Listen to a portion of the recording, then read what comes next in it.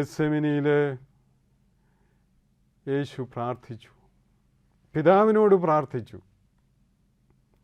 പിതാവിനോട് പറഞ്ഞ് കാര്യങ്ങളെല്ലാം സെറ്റിൽ ചെയ്തു. ഏതാണ്ട് ഗത്സമനിയിലേക്ക് പ്രവേശിക്കുന്ന യേശു ഭയങ്കര ടെൻഷനിലാണ് വരുന്നത്.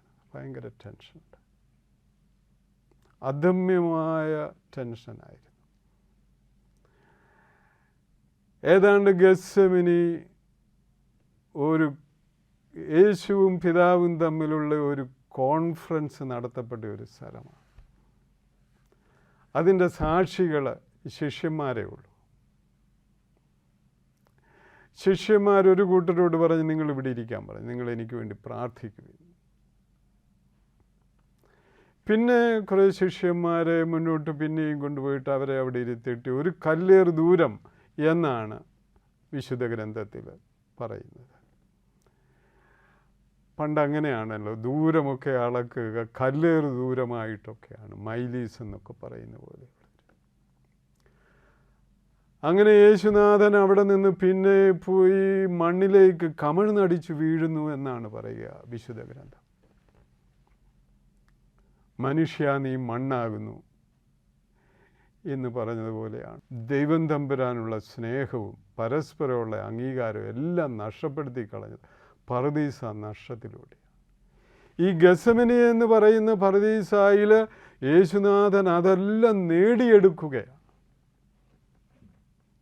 പിതാവിനോട് പറഞ്ഞു, പ്രാർത്ഥിച്ചു, പിതാവെ കഴിയുമെങ്കിൽ ഈ പാനപാത്രം എന്നിൽ നിന്ന് അകന്നു പോകട്ടെ.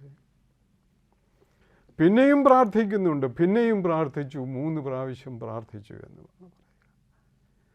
3 പ്രാവശ്യവും യേശു തിരികെ വന്ന് ശിഷ്യന്മാരെ കാണുന്നുണ്ട്, സുഖമായിട്ട് ഉറങ്ങുന്ന ശിഷ്യന്മാർ. ഈ യേശുവിൻ്റെ കുരിശുമരണമോ പീഡാനുഭവമോ രക്തം ചിന്തലോ ഒന്നും അവർക്ക് വിഷയമില്ല, അവർ ഉറങ്ങുകയാണ്. ഞാനൊരിക്കൽ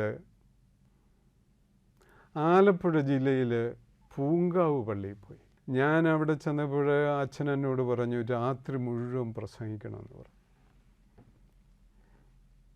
എനിക്ക്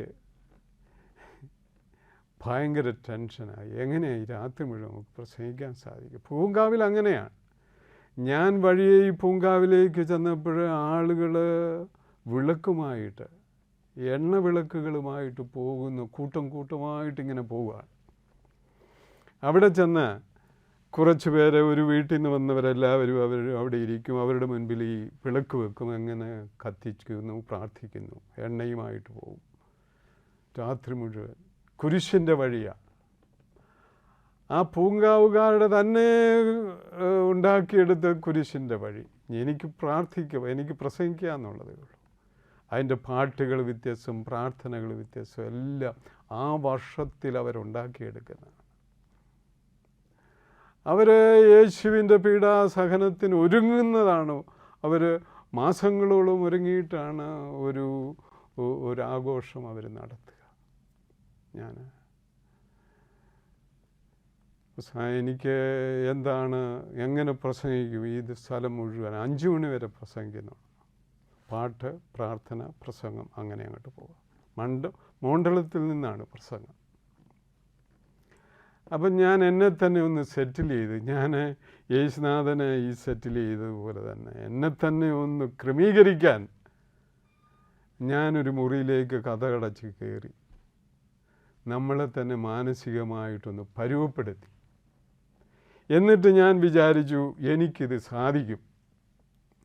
എനിക്കൊരു രാത്രിയല്ല, 2 രാത്രി പോലും പ്രസംഗിക്കാൻ സാധിക്കുമെന്ന്. അവസാനം അവർ 5 മണിയും കഴിഞ്ഞ് സമയം വിട്ടുപോയപ്പോൾ അവരെന്നോട് പറഞ്ഞു, അച്ഛാ സമയം അതിക്രമിക്കുകയാണ് എന്ന് പറയേണ്ടി വന്നു എന്നുള്ളത്. അപ്പോൾ ഈ പൂങ്കാവിലെ പ്രസംഗം നമുക്കൊരു ചെറിയ യേശുവിൻ്റെ കഥ പറയുന്ന ഒരു മനുഷ്യന് ഇത്രയും പാപത്തകർച്ച ഉണ്ടായെങ്കിൽ ആ വിഷയം പറയുന്ന ആ വിഷയത്തിൻ്റെ ആധികാരികതയുള്ള യേശുവിന് ഈ മനോഭാവത്തിലേക്ക് വരാൻ വലിയ കഷ്ടപ്പെട്ടുണ്ട്. അവസാനം യേശു ശിഷ്യന്മാരെ കണ്ടിട്ട് പറയാണ്, നിങ്ങൾ ഉറങ്ങി വിശ്രമിക്കുകയാണ്, എഴുന്നേൽക്കുവിൻ, നമുക്ക് പോകാം എന്ന് പറഞ്ഞുകൊണ്ട് യേശു വലിയൊരു പീഡാനുഭവത്തിൻ്റെയും വേദനയുടെയും കഷ്ടപ്പാടിൻ്റെയും താഴ്വരയിലേക്ക് എടുത്ത് ചാടുന്ന അനുഭവമാണ്. അതുകൊണ്ട് ഗെത്സമനി നമുക്ക് ഉപേക്ഷിക്കാൻ പറ്റില്ല. യേശുവിൻ്റെ പീഡാനുഭവത്തിൻ്റെ എല്ലാ ഭാവങ്ങളും ഈ ഗെത്സമനിയിലുണ്ട്, ഗെത്സമനിയിലെ പ്രാർത്ഥനയിലുണ്ട്. ഗെത്സമനി നമുക്കും ഗെത്സമനി സൃഷ്ടിക്കുന്നതായിരിക്കട്ടെ. പ്രാർത്ഥിക്കാം.